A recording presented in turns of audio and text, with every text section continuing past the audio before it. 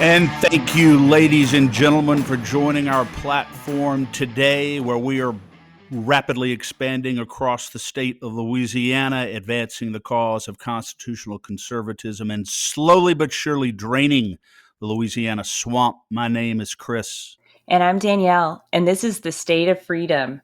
Welcome, everybody. I hope you are having and have had a fantastic week. We are continuing the endorsement series, and just a reminder, please keep listening to these, even if the candidates aren't in your district, because they really, really do stand to change the landscape of the state legislature. We would love for you to share these episodes with friends and family members who do live in these areas so that we can lend extra support to bold, conservative, pro-Constitution candidates.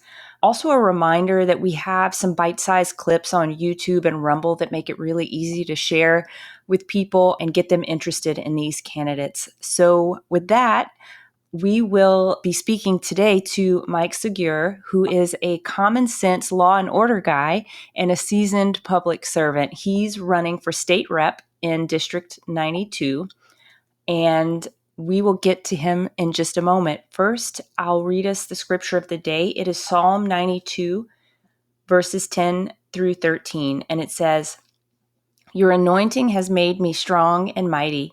You've empowered my life for triumph by pouring fresh oil over me.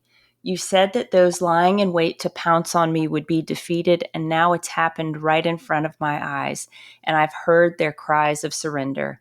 Yes, look how you've made all your devoted lovers to flourish like palm trees, each one growing in victory, standing with strength. You've transplanted them into your heavenly courtyard where they are thriving before you." This morning, the Lord was reminding me that He has given me this life to be an adventure and to be something that I live to the fullest, and that I find new ways to enjoy with Him. And it's His joy that's our strength. He empowers us and He enables us to go out and conquer. He has given us warrior spirits, whether we're conquering challenges in life, whether we're conquering wrong thinking and bad policies at the local school board, or just challenging and stretching ourselves mentally and physically. His anointing makes us strong and mighty to conquer the things that He has put in our heart to do, and He has empowered us for triumph. So shake off any defeatist mindset you might be having today. This is a time to work hard, to strengthen ourselves in the Lord, and to expect to win. No defeatist mindset here on the State of Freedom, Danielle. What a great scripture, Psalm 92. And having met our guest today, Mike Sigur, I know that he absolutely does not have a defeatist mindset. As you said, he's running for House District 92, which is out in Jefferson Parish and St. Charles parishes for the October 14 election. Mike, what a pleasure to have you on today. How are you? Good. How are y'all? Fantastic. Thanks for coming on. No problem. Mike, why don't you start, since we haven't had you on the show before, tell our listeners a little bit about your background. I know you've been in law enforcement for many years, also served on the Kenner City Council. Just talk about your professional background leading up to this decision to run for the state legislature. Sure. Thank you. I've lived in city of Kenner for over 60 years when it was just a little bit bigger than a village, but watched it grow. And then in 1973, I joined the Kenner Police Department and worked with it. I left with 40 years plus experience in working as a narcotics detective, a general assignment detective, patrolman, and then as the chief administrative assistant for Chief Nick and Jimmy for 16 years. When he came in office, his goal was to bring in technology to the police department, which had none. So he gave me that challenge, and I went to work and traveled the country seeing what was available, and then came back and told him what we needed, and he found the money, and so I was able to do that. City of Kenner was the first city in the state of Louisiana, and I put laptop computers in all of our patrol cars. And that computer allowed them to communicate with our dispatch center and get more information than just the audio portion. So I stayed with Kenner Police, till 2014, and I retired and immediately jumped into the city council race for District 2, got elected, had two other candidates there with me. In 2016, the mayor of Kenner became the parish president. So when he left, I had positioned myself on the council to become the acting mayor. And I stayed acting mayor for 1 year. We have to do both our council duty as well as the mayor duty, whoever has that happen to them. So then after a new mayor was elected, I went back to just doing council work and finished up my first term, reelected without any opposition to the second term, and that ended last summer. So that's kind of the background I have in my government service and what I've learned between a policeman and a councilman and mayor. Wow. You have, Mike, it's just interesting. You said there was a period of time there when you were serving on the Kenner City Council while also serving as mayor. That was probably a busy time. I can imagine the responsibilities associated with that. Many people would have a hard time handling just one of those jobs, but apparently you were able to do both. Well, yes. The good part was since I had in 2014 retired from the Kenner Police, I had the time on my hands to do the council work, which is considered a part-time position. But then when the mayorship opened and I got into it, I moved into that full-time position without any trouble because I had the time, and being mayor had its problems, had its challenges. So, I just dealt with them the way I dealt with things as a police officer. You just listen to all the sides, you research the facts, and then you make decisions on how to handle it. Yeah. Did you ever have any thought about running for mayor as opposed to running for the state house? Well, not necessarily, because in my background with so much time on the police department, my bigger goal was to run for police chief, which I did do last year. But as you mentioned earlier, political machines, they came against me and didn't help me out. So I didn't get elected police chief. I had 40 plus years service, like I said, a 16 assistant to the police chief, and a guy who's never even worked for the Kenner Police got elected. Wow. Well, it sounds like they missed out on that one, Mike. Goodness. Well, Mike, speaking of the machine, we've been hearing rumors. I think everyone's been hearing rumors about COVID resurfacing and the potential of lockdowns happening again at the hands of this imperial governor. If that were to happen, what would your perspective be? And what would you do both on a personal level? What would your response be? But also, if you were in the legislature, what would your response be? Well, thank you. And it's a dilemma that I hope we don't have to address again, because when we were all shocked, I remember sitting with the mayor of Kenner at the time in his command emergency management center when we were having the statewide phone calls to tell us what they were doing.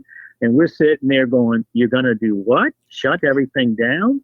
And we, had to go and say, well, okay, we don't know the history of this. It's never been done before. And we don't even know the science yet, because who knew of what COVID was at that point? Right.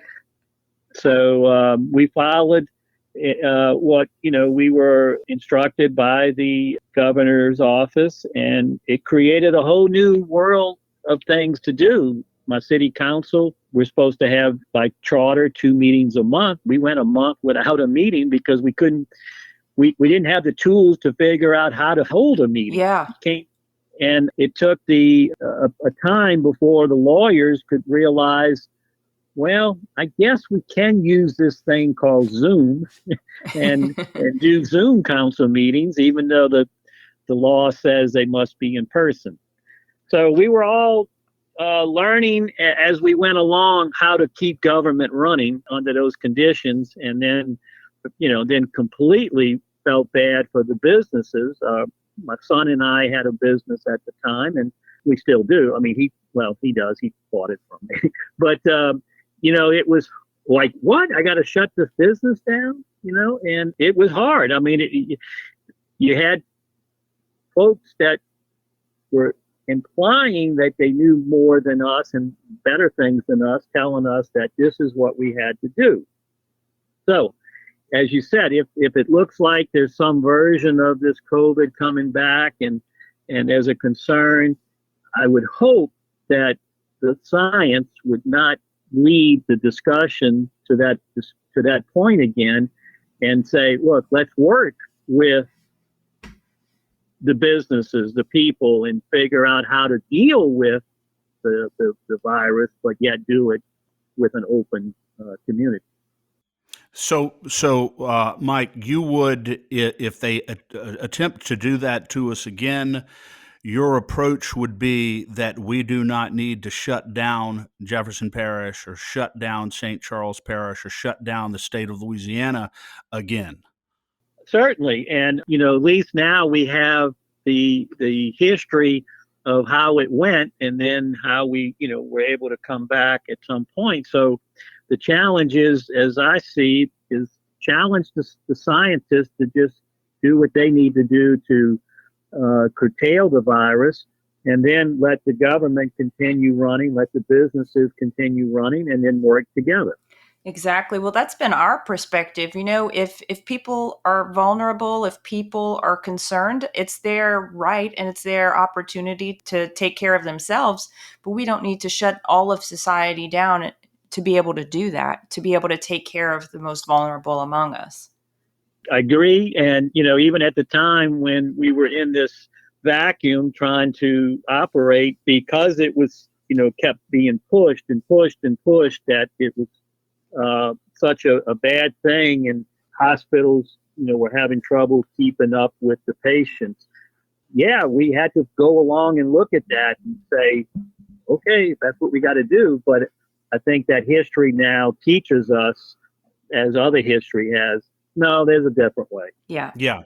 Mike, there was a point in time back in 2020 when, shortly after the COVID pandemic came about, not long after these lockdowns began, very soon after, in fact, when even the CDC, the World Health Organization, and others admitted that COVID posed little or no threat to the overwhelming majority of the population, 99.95%.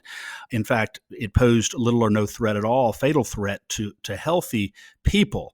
And at that point in time, Representative Alan Seabaugh began to circulate a petition in the legislature to unlock our state because of the businesses that were suffering and just the general hardship that was causing citizens across Louisiana. And, I know I've made no secret about my disappointment in your opponent on many, many issues and bills. But one thing that he did or failed to do was join in that effort to reopen our state. And I can guarantee you there were a lot of people, you and your family, as you indicated, your business in Jefferson Parish and in St. Charles, that were suffering greatly. And your opponent, Joe Stagney, did absolutely nothing to help re-energize the state, reopen the state, and get people back to work. And that's the reason why we were asking you about that question, because our listeners are very concerned about how our legislators will respond if something like that were to happen in the future. Sounds to me like your response would be to work to contain the virus, to isolate those who are vulnerable, but not to shut our state down. I want to make sure I'm understanding you that correctly.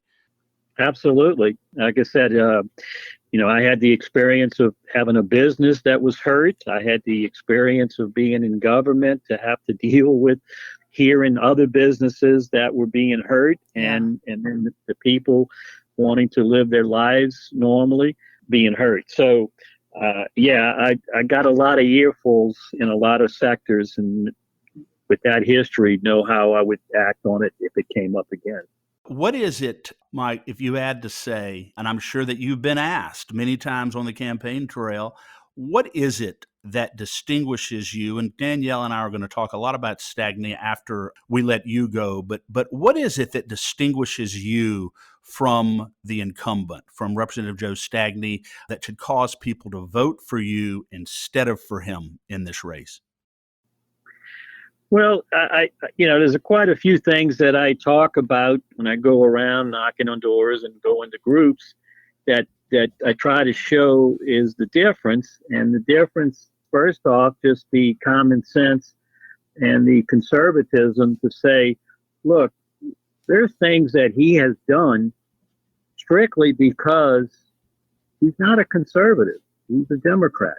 He does whatever the governor asked him to do. It was pretty evident, anything that he voted on for or against was what the governor wanted, not what he should have been checking to see what his district wanted. Because here in the district, we wanted business open. We wanted people going about their normal lives. But he stood firm with the governor. And, that just tells me he's not a representative. He's just a puppet. Yeah. I couldn't. I have to tell you, Mike, I couldn't agree with you more on that. In fact, in combing through Stagny's record, I could not find one occasion where he ever voted in a way that was contrary to what Governor Edwards wanted. Everything. There were times, in fact, and again, we'll get into it, when Representative Stagny was the only Republican in the legislature to vote the way Governor Edwards wanted him to vote.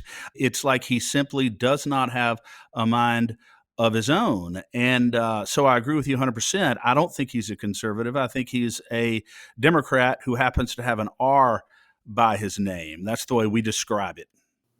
No, I agree. And I've seen it, in a firsthand scenario back at the last governor's race, when the mayor and I, when things happen in the city, we were attentive to our businesses. We would put on ribbon cutting for any new business just to give them promotion, give them a little bit of a push to get them when they first open in some advertisement, so to speak, on our TV station when we did these things.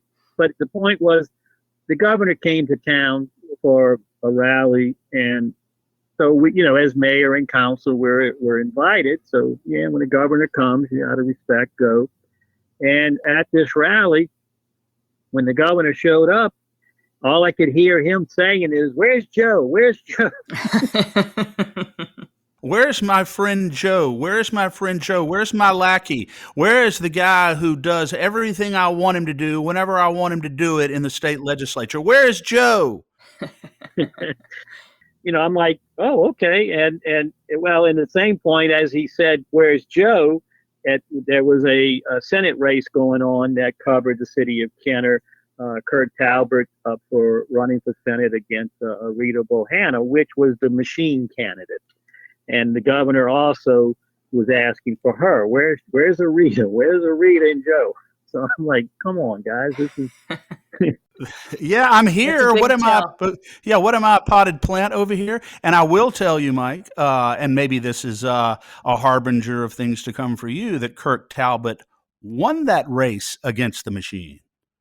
Yeah, I was one of Councilman Glenn Hayes and I on the council at the time were the only two Kenner officials supporting Talbot. Wow. Now that's remarkable. So it does show that the machine can be beaten. It does, but it's a tough race, and that's what happened in my chief's race. That even though I had what should have been the shining star, the 40 years of service as a policeman, the experience as the chief administrative assistant for 16 years, and then my time on council and mayor to understand how the police chief and the mayor should work together, because we have an elected police chief, which is a little unique from a lot of cities in that he runs the department. The mayor has no say-so, but they need to work together. So with all of that, like I said, this guy who never had a moment's service to the Kenner Police gets elected. But that was what happens when the machine picks a candidate and does start using all of its other puppets. It's in full swing right now down here. We have a parish race going on with all our parish councilmen, and that machine is full steam ahead right now. I bet. Well, Mike, you've outlined for us pretty much your service and your experience both with the police, with the council, as mayor. What in your time in these different roles, especially also as a business owner, would you say has prepared you and qualified you to serve in this role? I think you were particularly qualified to serve, obviously, as police chief, and the machine stopped you. And maybe that's because God had other plans for you up at the state legislature. Well, that's certainly a solace that I hope for now. That's the case, because once I can get up in the legislature, then I can perhaps do more things that I see over this last few years as it needs to be done. Because when we go back to what's ahead of us right now, our insurance rates are astronomical to where the average person cannot afford insurance, and that's problem. Yeah. Particularly the elderly, but even the moderate and low incomes are going, whoa, wait a minute. You raised up my insurance this much? How am I going to pay for that? Exactly. And then I anticipate at this upcoming session next year, there's going to be the discussion about the temporary sales tax increase that the governor wanted and the legislature approved some years back. That's coming up for sunset. And whether or not, and I do anticipate a push to keep it in place. And I'm like, wait a minute, it was put in place to offset losses that the state was incurring. So the money brought the state back whole. But then if you look at the budget of the state over the last several years, it's grown on its own considerably higher. So it doesn't need that tax anymore. So that tax should be let it sunset and go away. And Mike, so you are absolutely in favor then of allowing that tax to expire, and hopefully you're opposed also to any new taxes on Louisiana citizens. God knows we're taxed enough. Well, certainly, and that was the troubles that I dealt with in local government, because we have services that are out there that do need tax dollars to be performed. But if residents wanted additional services, we had to try to discuss that with them and say, well, wait, for me to provide additional services, I either got to stop something or raise taxes. Well, I don't want to raise taxes. Well, then that's what I understand. I don't want to raise them either. So we then have to start looking at how to provide any new services with the ones that we were.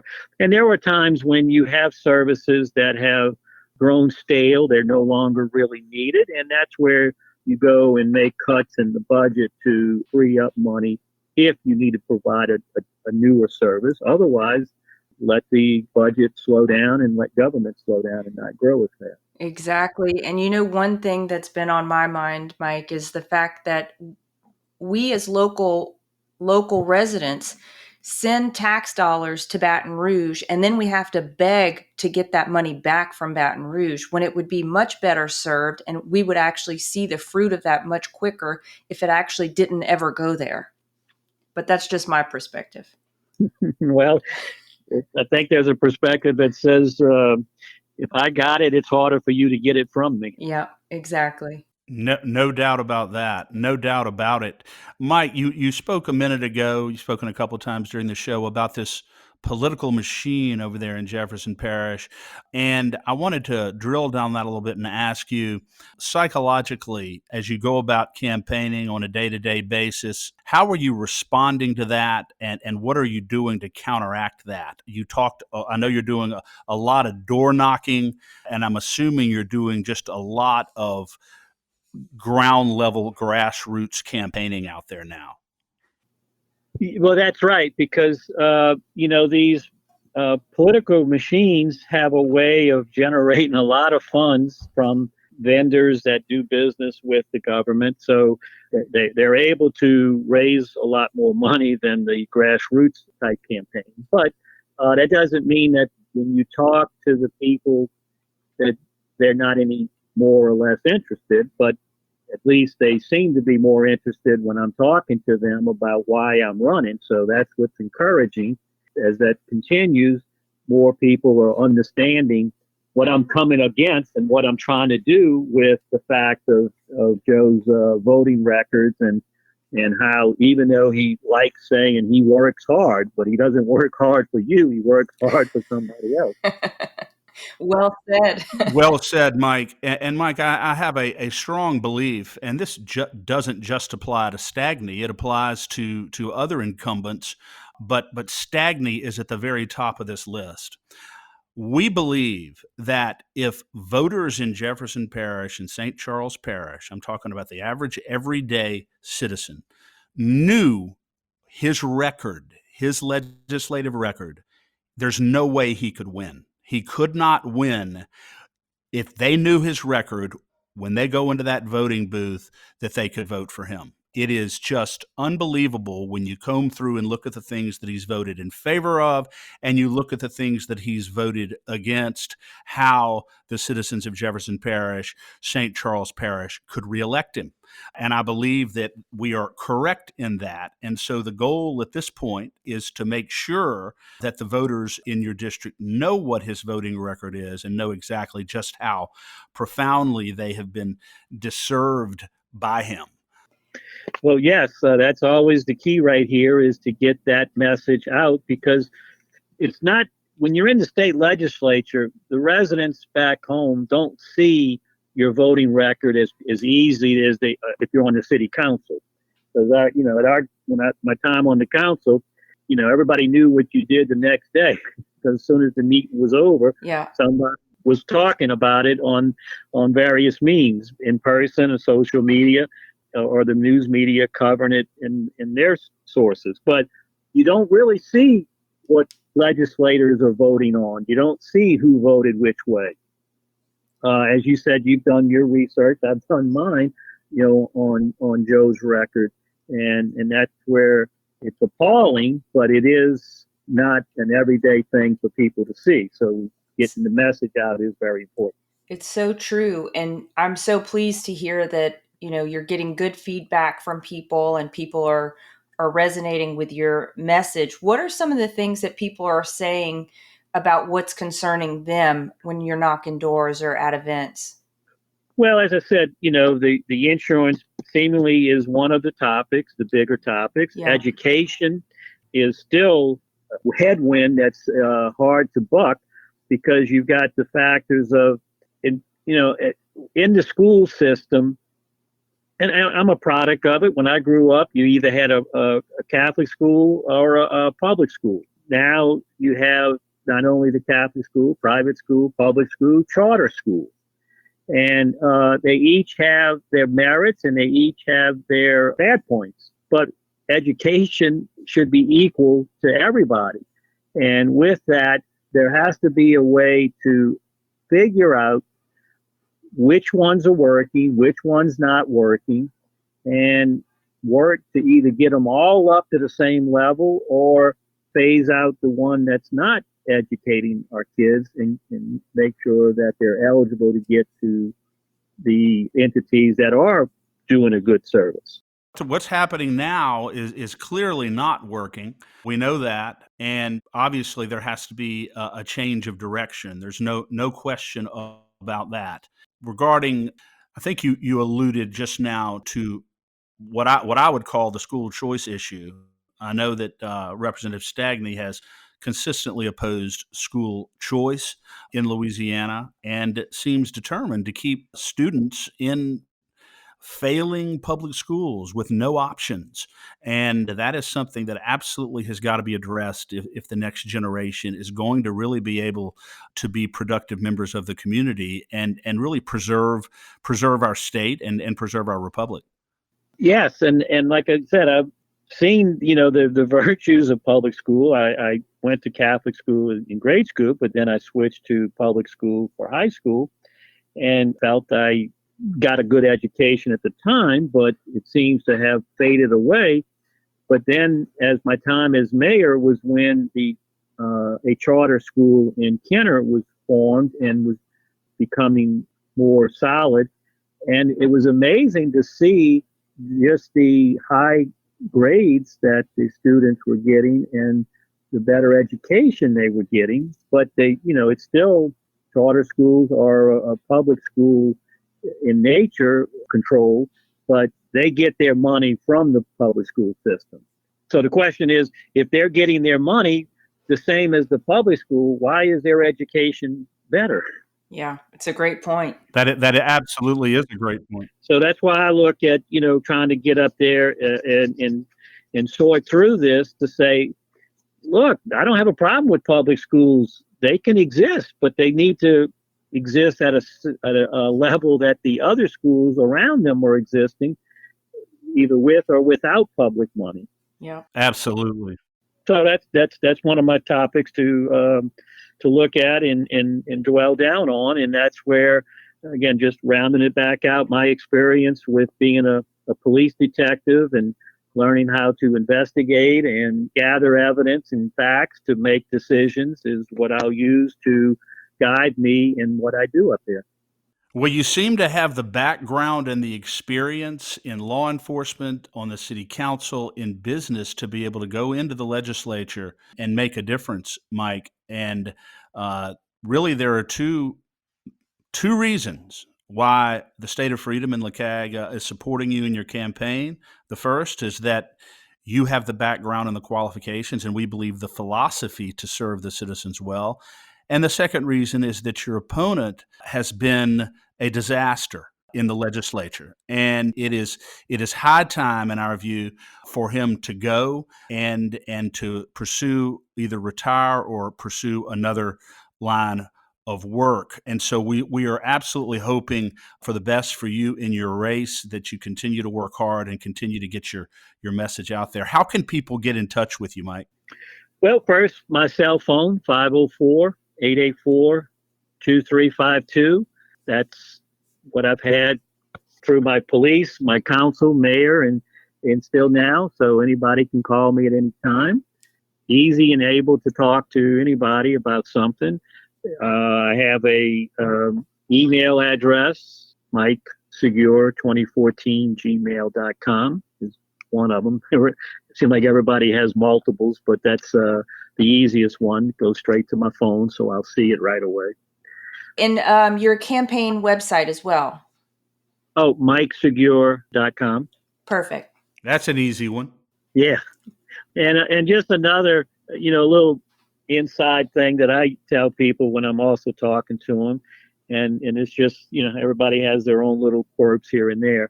For the folks that happen to follow the NCIS TV series, particularly the main series, whenever Tony DiNozzo did something wrong, Gibbs would slap him on back his head and kind of look at him, and then he would understand, oops, I made a mistake. So that's what I tell people. Look, if I'm doing something that you don't think I should be doing, just come pop me on back my head, and that'll tell me. But not too hard, Mike. Not too hard. No, I agree, but it's just that signal, that message that I would stop and go, oh, what did I do wrong? Let me help me out.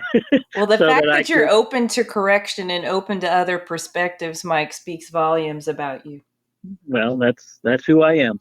Very, very true. Well, Mike, we are so thankful to have had you on today. We are supporting you in your race, endorsing you in your race. We wish you the best of luck moving forward. Keep us in the loop on what is happening, and God bless you for the next 30 days until October 14. Well, thank you, Danielle and Chris, for having me. I enjoyed it and look forward to spending the next 30 days, like I said, doing what I need to do. And with the help of others, we can make this happen. And then when I get to the legislature, we'll make even things better happen. Awesome. We can't wait. God bless you, Mike. Thank you. Sure. Thank you. Chris, Mike is such a breath of fresh air. He's just a common sense guy. He's no nonsense. I think his experience in law enforcement has probably, made him that way. And he just calls them like he sees them. Seems very practical. Just someone who sees a problem, tries to solve it, which is what law enforcement officers have to do. I mean, they're faced with so many exigent circumstances that they've got to deal with on a daily basis. I'm sure that background colors his experience. He doesn't strike me, Danielle, as overly ideological. He strikes me as someone who is instinctively a conservative, instinctive person who acts reasonably and always wants to do the right thing, but not always approaching it from a purely ideological perspective. It's kind of a blue collar approach that he has, but gets him to the same ultimate results that we're all looking for. But I like his simple approach to things. I like the fact that he seems like a problem solver, seems like someone who has the ability to cut through red tape and nonsense and get to a good resolution on the issues. Yeah, and he seems like an open book. I mean, he's readily given out his phone number and email address for years. The fact that he was that he was a member of law enforcement for so long and then chose to continue in public service. And those city council roles are tough, man. People are calling you all the time. People have, I think we heard earlier, things are good until the Saints and LSU are losing. And then Yes, suddenly people exactly. are having headaches and wanting you to fix them. So I just think, the fact that he has pursued public service for so long when he didn't have to, right? He's a business owner. He could have done other things. I think that speaks very well of him, especially since it's clear that he's done it with the right heart and he's bucking the machine in this one. No question about it. And, as I told Mike on the phone, we support him not only because he's a good man and would be a good public servant, has been a good public servant, but also, and equally important, because his opponent, the incumbent Joe Stagney, and we know his record only so well, has done so much damage and so much harm and has done nothing except the bidding of the governor since the first hour that he was elected to the state legislature, going all the way back to the 2020 lockdowns, Danielle. Yeah, unbelievable. I know you have coined the phrase atrocious Joe or the name atrocious Joe Stagney, and I think his record bears that out. He wouldn't have gotten that moniker without really earning it the hard way. So in 2020, you had already mentioned, Chris, that he didn't support the people. He didn't support his constituents during the lockdown. He did basically the bidding of the governor for that one. He did absolutely nothing. Louisiana citizens suffering across the state. It was well known at that point that COVID did not pose a threat to the overwhelming majority of Louisiana citizens. Yet month after month after month, the governor keeps the state locked down, and Republican atrocious Joe Stagney did absolutely nothing to challenge the governor's draconian emergency health protocols, continued to allow Louisiana citizens to suffer. And that, to me, is something that the voters in Jefferson Parish and St. Charles have got to always remember. Where was he when they needed him most? And the answer is atrocious Joe was nowhere to be found. Well, that's true. And, Chris, you and I have talked about the fact that people's character is really revealed by some of their votes and by some of their behavior behind closed doors in the legislature. And one case of that was at the beginning of 2020, right when the new legislature, the new crop of legislators were being inaugurated. We had an overwhelming supermajority of Republicans, and this should have been a time where we could get a lot done, where people should be united, and that's really just not what happened. And I think Joe's character was really revealed early on in 2020. Not only his, Danielle, but that of 22 other Republican rhinos in the state legislature. Let me tell you what happened very, very briefly. We had an opportunity when this crop of Republicans got elected, as you said, to elect a conservative Speaker of the House by the name of Representative Sherman Mack. Very fine state representative. He was vying for the speakership against Clay Schexnayder, who everybody knows is not a conservative and never has been a conservative. So there was a dilemma about who the speaker was going to be. So the Republican delegation meets in a private setting. They have a vote But before they voted, they had an agreement that whoever wins in this vote among the Republican delegation between Mack and Schexnayder will get the full support of the Republican delegation on the House floor for the full vote. Well, they had the vote. Sherman Mack won, and Joe Stagney and the gang of 23 went back on their word, the 23 Republicans, and nonetheless fell in with the Democrat Legislative Black Caucus and voted for Clay Schexnayder for Speaker. And Clay Schexnayder, the Rhino Republican, that's how he became Speaker, and has done the conservative constitutional agenda no favors ever since. But I think it's very important that people understand that Joe Stagney was part of the group that went back on their commitment to honor the vote that they had in the private setting on the full floor. And if they had honored their commitment, Representative Sherman Mack, instead of Clay Schexnayder, would have become Speaker of the House. And what a different state we'd be living in. And what a different state we would be living in now. How different some of these things would have turned out. Yeah, I have no doubt. I have no doubt. And then, I mean, if we want to continue on the character revealing votes, there was a bill that Senator Mizell brought. We've spoken about it before. It was the Fairness in Women's Sports vote. And Stagney was the only Republican to vote against that. 2021, Danielle, a bill that just says, no, men do not get to compete against women in competitive sports. And it seemed very straightforward. How many citizens of Jefferson Parish or St. Charles Parish do not understand that biological men should not be competing against women in competitive sports? I would say very few, if any, would disagree with that. But Joe Stagney opposed it. The bill passed nonetheless in 2021. The governor vetoed it, went back into a veto override session, and Stagney voted against it in the veto override session. The only Republican who did so, it fell 2 votes short of the 70 needed in the veto override session. Stagney was 50% of the reason why, because Stagney apparently believed that it is okay for biological men to compete against women in competitive sports. I do not believe that that is consistent with the views of his constituents. No, it can't be. And maybe he wasn't very good in sports, and so he thought he could have gotten himself an edge by doing that. I can't come up with a reason why. Well, let me say this, Danielle, maybe that is one of the reasons. Now, it's interesting, though. After he opposed this legislation in the 2021 session, there was a recall petition put out on Joe Stagney. And so Stagney became fearful that maybe he was going to be recalled because of that vote and others. And so he struck a deal with the people who were trying to recall him and said, okay, when we go back in 2022, I'll vote for the Fairness in Women's Sports Act. Just don't recall me, okay? Just don't recall me because I want to. So they pulled back the recall petition. They get back in 2022. The bill comes forward again, and this time Stagney voted for it.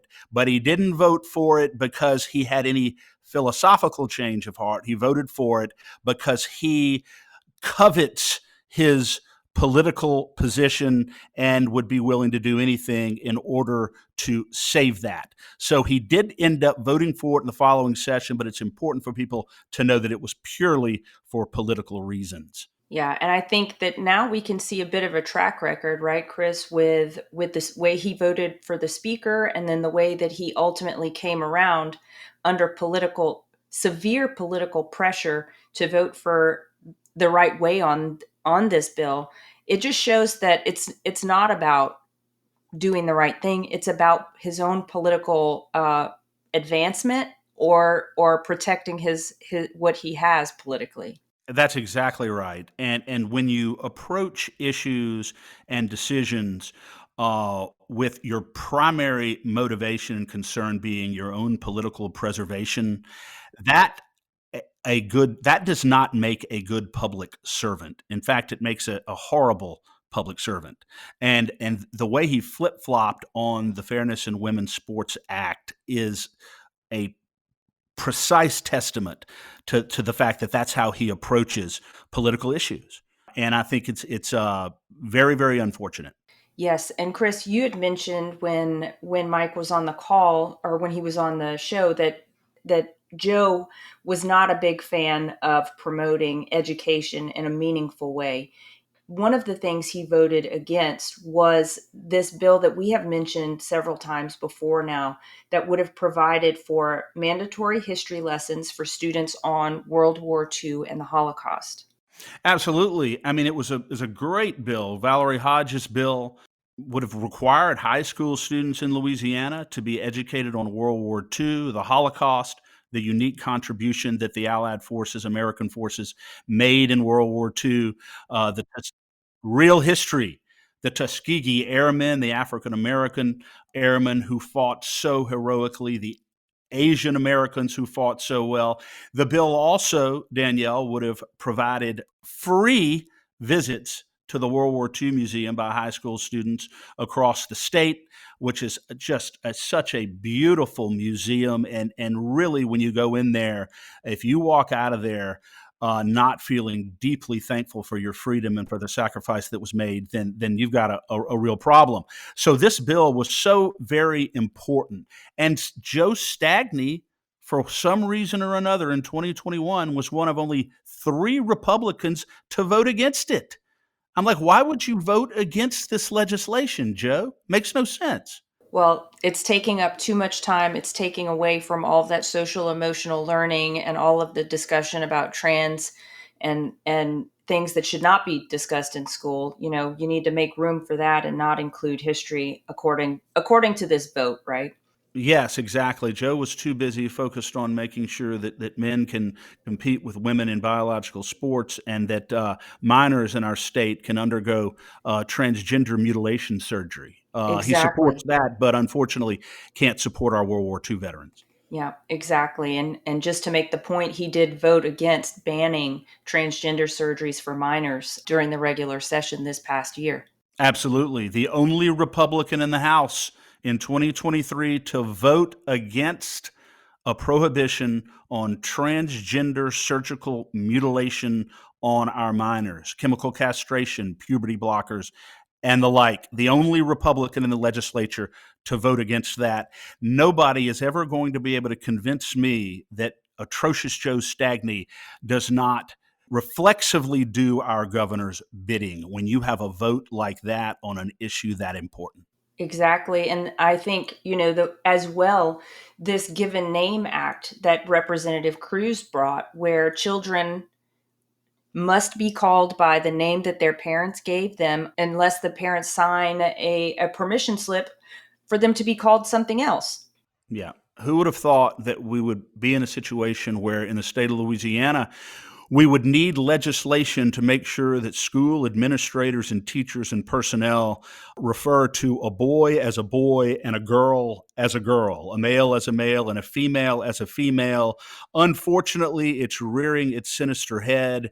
And so this legislation was brought forth that would statutorily prohibit any student, as you said, from being called or referred by any pronoun other than what's on their birth certificate. Again, very straightforward legislation, certainly consistent with the values of Jefferson Parish and St. Charles Parish citizens. And Joe Stagney voted against it. And it is just mind boggling.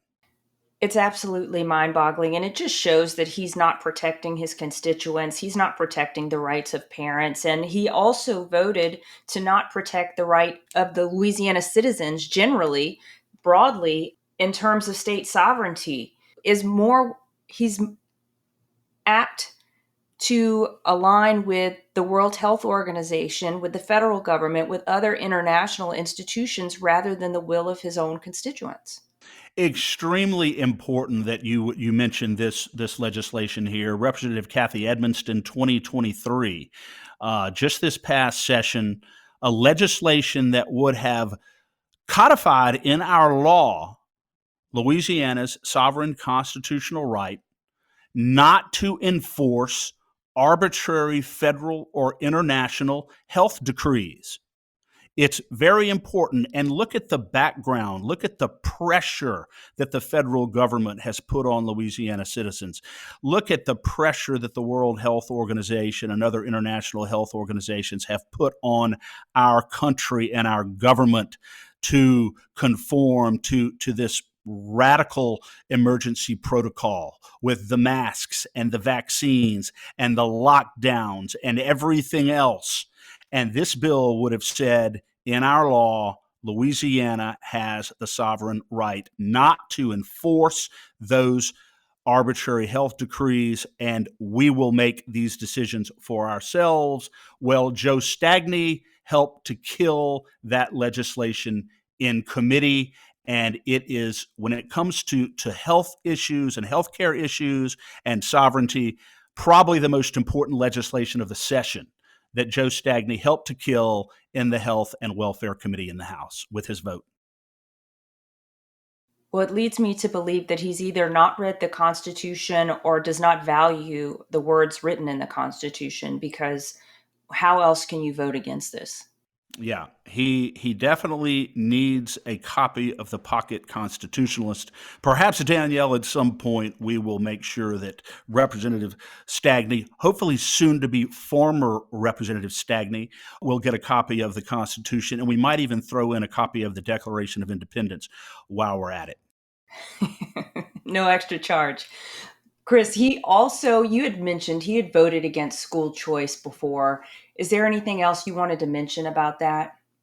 Yeah, in 2023, he voted against a bill that would have allowed parents to send their children to the public school of their choice without regard to their geographic boundaries. In other words, even if you have to cross parish lines, if there's a very good school over here that's performing better, to send your student to that school instead of a failing public school. It would also have allowed parents to remove their children from a public school in which they're currently enrolled and put them in better schools.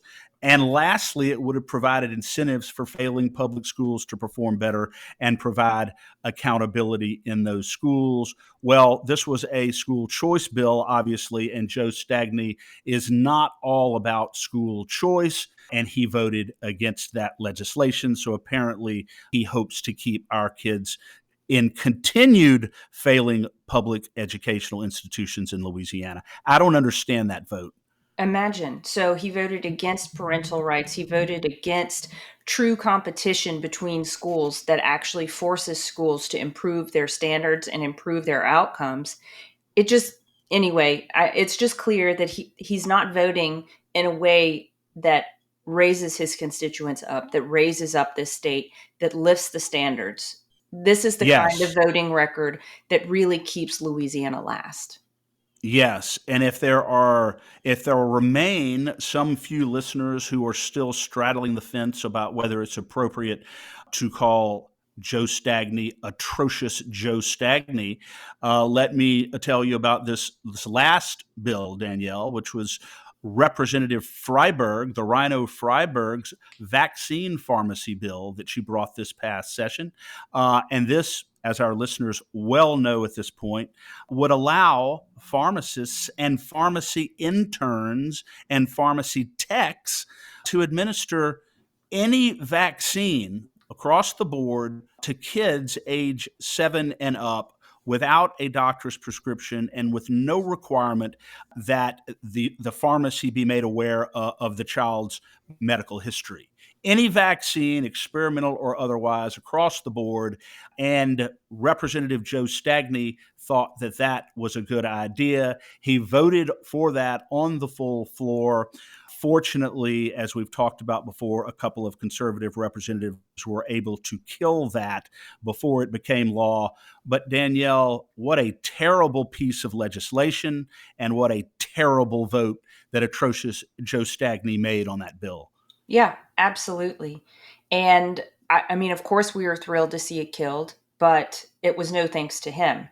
And we have absolutely nothing to thank him for when it comes to the veto override session. So there were so many great conservative pieces of legislation that were brought that we fought so hard for this past session, as our listeners well know. Yes, that were passed, Danielle, despite the opposition and no votes of Exactly. atrocious Joe Stagney. Exactly, despite him.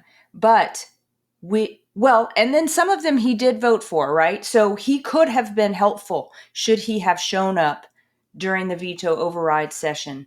But he Yes. probably got a call, as Mike suggested. Well, he didn't suggest this exact thing, but he suggested that he's close with the governor and chose not to show up for the veto override session where he could have really been the difference maker on a number of pieces of legislation.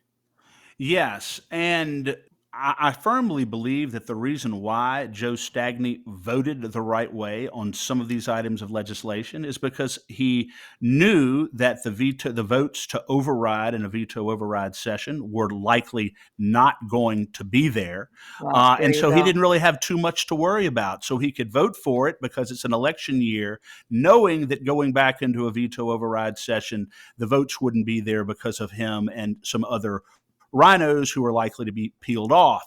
So Joe Stagney makes a decision not to show up for a veto override session, Danielle, and I don't know why he didn't show up. We've never gotten an answer as to why he didn't show up. And frankly, I'm not sure that it would be a good one if he did give it. So I guess that's probably why he hasn't. But some of the bills, Chris, that he would have been the difference maker in had he shown up and voted the right way, had he shown up and voted the way that he voted during session.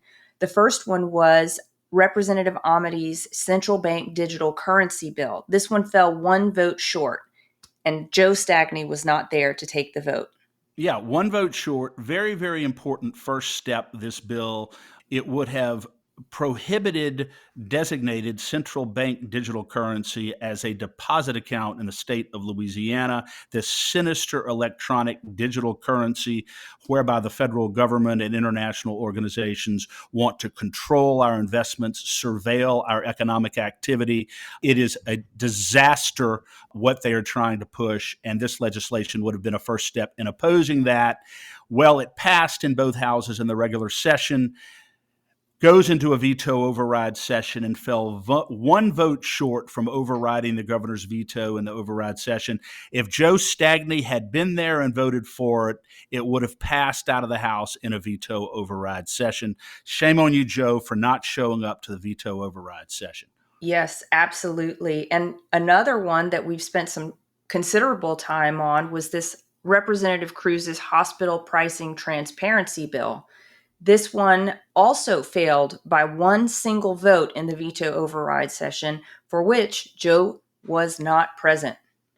Absolutely not present. This was a very good bill by Raymond Cruz that would have simply required hospitals, and big medical providers to post very transparently what they are charging their customers and their patients for various services. Many people don't know. They're tacking on costs at the end, in the middle, and people often don't know what they're really paying or what they're going to have to pay for medical services. This was a very important bill. It was vetoed by the governor and came one vote short in the House of overriding the governor's veto in the override session. And Joe Stagney, if he had been there and voted for it, would have passed out of the House and onto the Senate. But as we've said, Stagney was nowhere to be found. Yep. And the next one I want to raise, Chris, is this annual supplemental canvas to keep the voter rolls clean. I can't help but think that since he's so tied in with the political machine, that maybe he was absent because this vote was not one that he wanted to take. Danielle, we have hundreds of thousands of individuals on our voter rolls in Louisiana. Some estimates are as many as 500,000 or 600,000 individuals on our voter rolls in Louisiana that do not belong there. They're either dead, or they've moved out of parish, or they've moved out of state. And this bill to require an annual supplemental canvass of registered voters would help us to clean up our voter rolls and reduce voting fraud in the state of Louisiana. It was a very important bill, passed both houses, was vetoed by the governor, goes back into the House on a veto override session, fell 2 votes short of overriding the governor's veto. Joe Stagney's absence was 50% of the reason why that occurred. What a disappointment. Yeah, a disappointment and a disgrace, frankly. And a disgrace, absolutely. He also voted, well, I guess he voted for this bill, which was the ban on sexuality discussions being broached by teachers and administrators at school. He voted for that during the regular session, but then, of course, did not show up during the veto override session, and this bill failed. Yes, and if Joe Stagney had been there during the veto override session to vote to override the governor's veto of this bill, which simply says no teachers, no administrators, no personnel in public schools can talk about sexually inappropriate concepts with students, transgenderism, sexual orientation, or the like.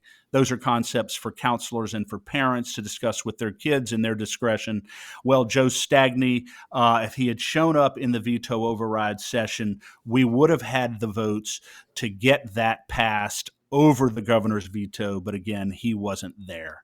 True. And that one did fall 2 votes short. So there's some other people that I'd also like to lay blame at their feet. And that is Barbara Freiberg, Stephanie Hilferty, Mary Dubisson, Richard Nelson, Tanner McGee, and Paula Davis.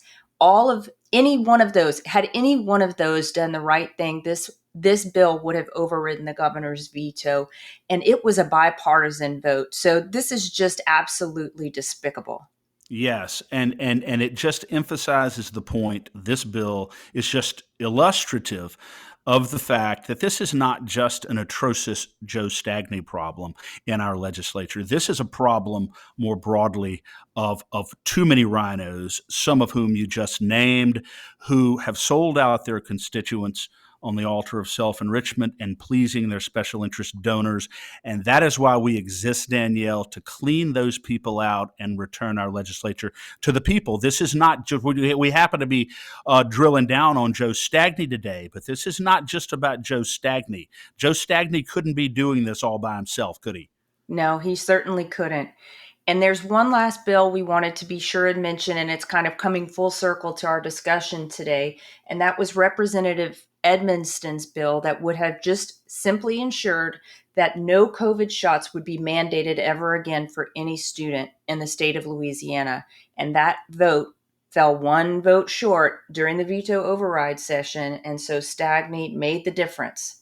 Stagney made the difference in defeating the override of a bill that would have once and for all said, no government, you can no longer attempt in any way to mandate the experimental COVID shot on any public or private school in Louisiana.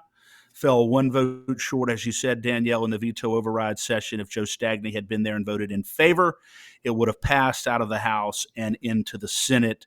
And it is just once again an example of the type of feckless, spineless, total lack of leadership that has characterized Joe Stagney's tenure in the legislature. Yeah. Well, Chris, I think that we have done a pretty solid postmortem on Stagney's voting record for the last couple of years. Of course, I think it's fair to say this is just a representative sample. These are the ones that we pulled out to specifically speak on today, but they're by no means the only places that he has killed important, solid legislation that would have brought our state up, that would have raised our state to a different level, that would have taken us out of last place and positioned us for a future in any number of areas, whether it's the economy, whether it's our children, education. It's unbelievable. It is unbelievable, and it's so important that you mentioned that these 7, 8, 9 bills that we have talked about here are simply representative samples. You and I could go on for 3 or 4 hours and talk about the different votes that Stagney has made. So again, this is not an exhaustive list, but it is certainly enough to let the citizens of Jefferson Parish and St. Charles Parish understand and know that atrocious Joe has to go. Absolutely. And let us hope that sunlight is the best disinfectant for this stench-filled rhino. And let us get in someone who's going to do right by the people and listen to the constituents and is even willing to be corrected by the constituents, led by the constituents, and responsive to the constituents. 100%. Absolutely correct. Danielle, I never like to close without thanking, first of all of our listeners and donors and subscribers to our show. They are the heart and soul of our operation. We couldn't do what we are doing without you all, and we have a deep and heartfelt affection for all of you. Want to encourage our listeners to continue to donate to the LACAG PAC, LACAG.org, or you can mail checks to P.O. Box 64952, Baton Rouge, Louisiana 70896.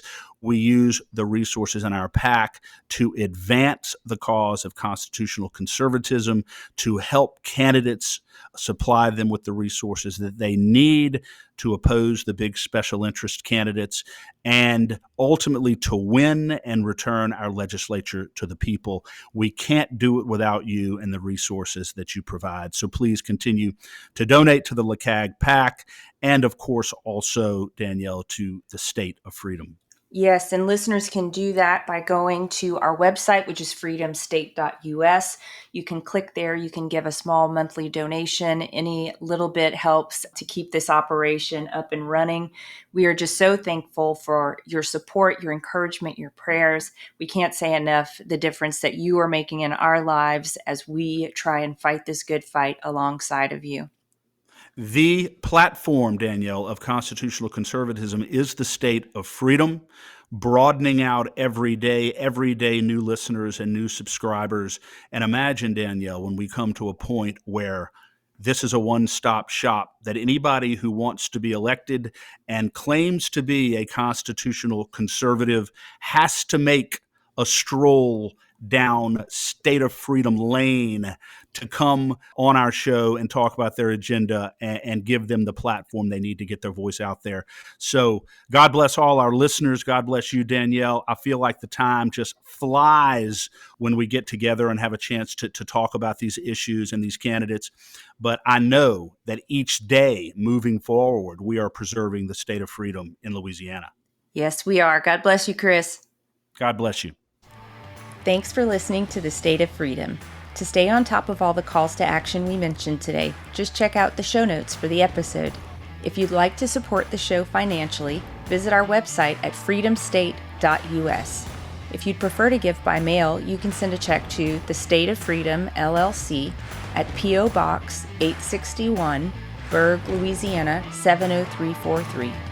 If you own a business in Louisiana and are interested in supporting our show by advertising, please email us at info@freedomstate.us. To get involved with Louisiana Citizen Advocacy Group, visit lacag.org, LACAG.org, or email Chris at chris@lacag.org. If you're enjoying the podcast, please subscribe and share it. Give us a 5-star rating in the reviews. Thanks again, everybody. We'll see you next time.